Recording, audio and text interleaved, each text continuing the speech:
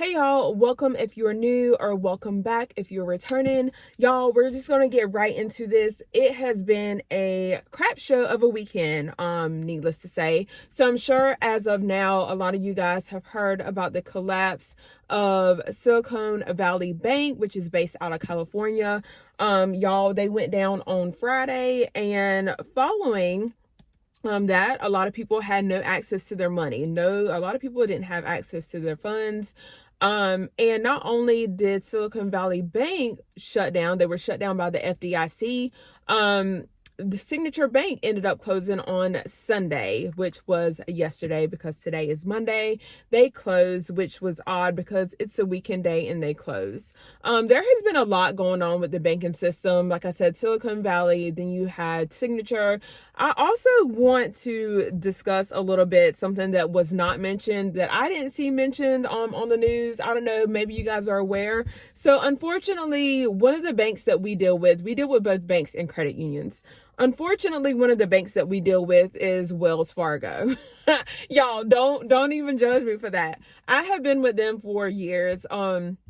I don't even know how I ended up getting started with them. Like I said, I've been with them for years. But I will say on Friday afternoon, which is the same day as Silicon Valley went down, they had a bit of an episode going on themselves. So what happened? I happened to log into my bank account. I do like to kind of keep an eye on bank account and just kind of see like if my transactions are lining up and just making sure that everything looks good.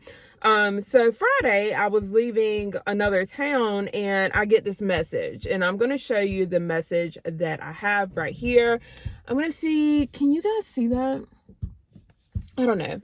Okay, so I'm going to go ahead and read it. It says, "Good afternoon, Apollonia." And yes, I have been a customer since 2012. Y'all don't. But anyways, it says, "If you see incorrect balances or missing transactions, this may be due to a technical issue and we apologize.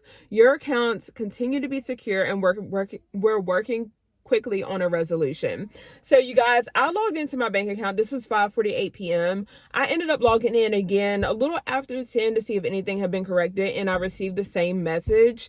I logged in Saturday and it was resolved. I'm not sure when Saturday it was resolved, but I logged on to it. I think we were up later that morning. So we got up that morning after 9. And it was resolved then. But this is scary. I don't know what's going on with this bank or these banks in general. There's a lot of speculation as to what's going on. Like, is this a whole collapse of our currency? Is this a push for them to move us into the digital currency? I don't know, but I do know that a lot of people did not have access to their funds, which is very troublesome and very problematic. So with this being said, I need to keep cash on me. You guys, I'm urging you guys to keep cash on you. Make sure that you're keeping smaller bills on you as well. I would take out a good amount, but this is where my issue is, you guys. A lot of people say, take all your money out of banks, take all your money out of banks. Where do you store that money? What do you do with the money that you take out of banks? Because myself, I don't personally feel comfortable taking thousands of dollars out of my bank account and just storing it, keeping it at my house. Is it safe in the bank? No, probably not. But I also, like I said, I don't feel comfortable storing large amounts of cash on me, at all, for many different reasons. I mean, there's a lot that can happen. So how do you guys, if you guys don't use a bank, how do you store your money? Yes, we are investing money for the past several years. We have multiple accounts at multiple banks like that, he pretty much controls, because I don't mess with I don't mess with that. I have let him invest. He knows more about it. I probably should research it, and I'm not interested in that. I know that probably sounds crazy, but I'm really not interested in that part of it. So he controls everything when it comes to that, and he's made sure that we're good on the forefront when it comes to that. Yes, we have silver. We have invested in silver, like actual, like physical silver. But outside of that and investing, like, what do you guys do for like money? What do you do with your money? Like, what all do you do? And I just want to get back to Silicon Valley Bank. In case you guys aren't familiar with FDIC, because I know I see it in the bank's windows, but I mean, honestly, who pays attention to that? I know I haven't really. I mean, I remember seeing commercials and they say, remember FDIC, but it's like, what is that? I'm going to tell you guys exactly what the FDIC is.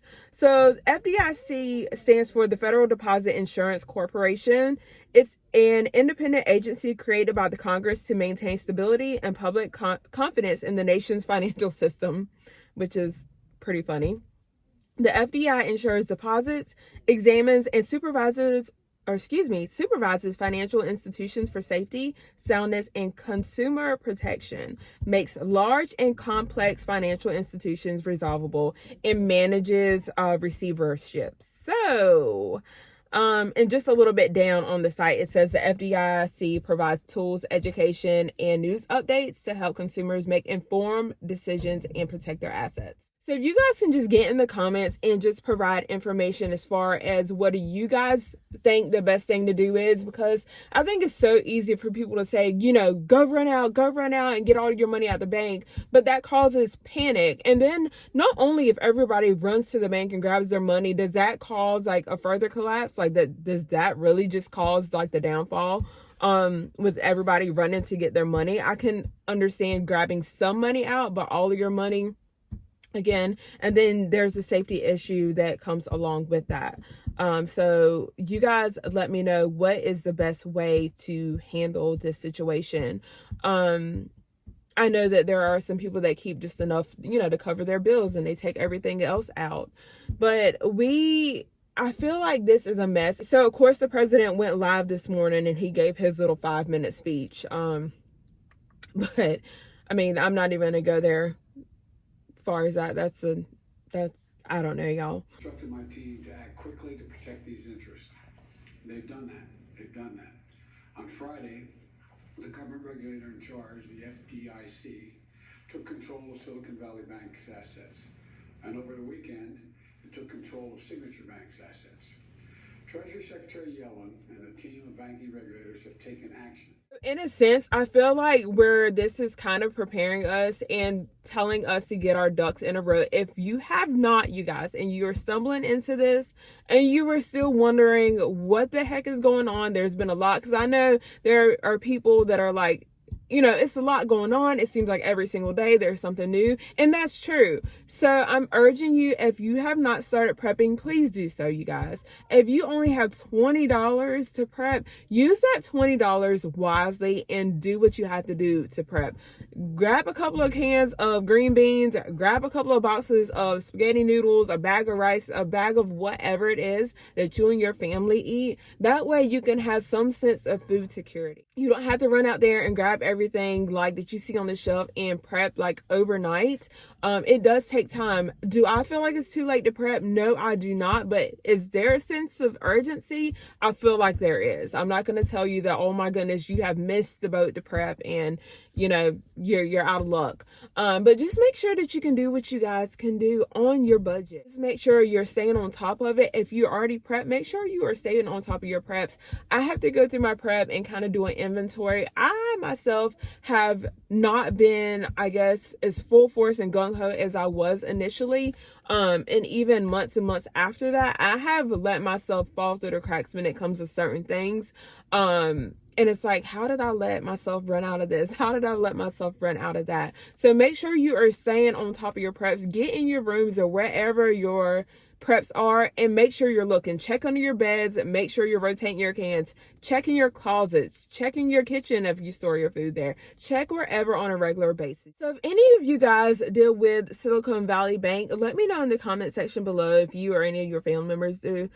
From a press release that I read, it's right here saying that the FDIC press release states that insured depositors will have full access to their insured deposits up to $250,000 per depositor for each account, no later than Monday morning, March 13th, which was earlier today.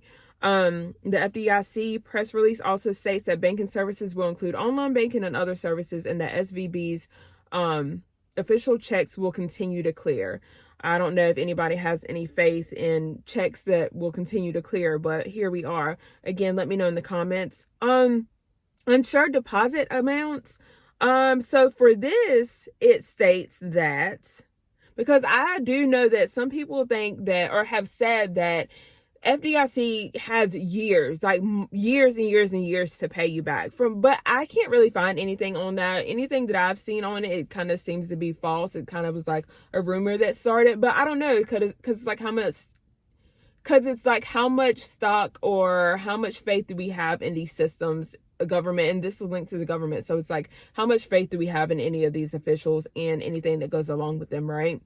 But it does say that average deposition times, according to the FDIC, are 6 to 12 months, but can be longer depending on factors including litigation and enforcement matters.